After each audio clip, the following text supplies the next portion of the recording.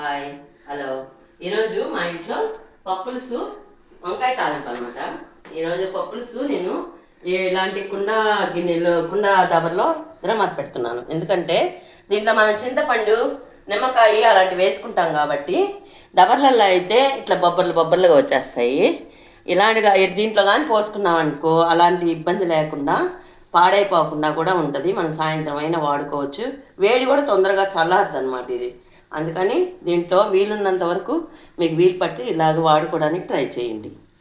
అది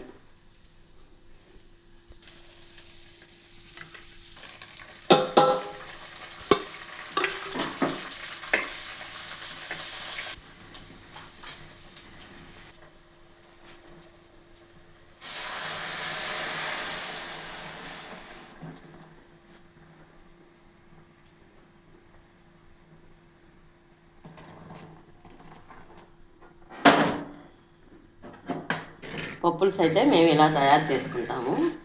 చూడండి, ఇలా ఇంట్లో ఉంటుంది అనమాట. చాలా బాగుంటుంది. దీంట్లో ఉప్పు చేప, వంకాయ తాలింపు అలాంటివి అయితే బాగుంటాయి అన్నమాట.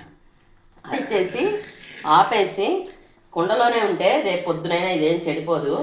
మీరు దబర్లో ఉంచుకుంటే మాత్రం, దబర్లో ఉంటే సాయంత్రం అయినప్పుడు, ఎండాకాలం అయితే కంపల్సరీ చెడిపోద్ది. దీంట్లో అయితే బాగుంటుంది. నచ్చితే ఒక లైక్.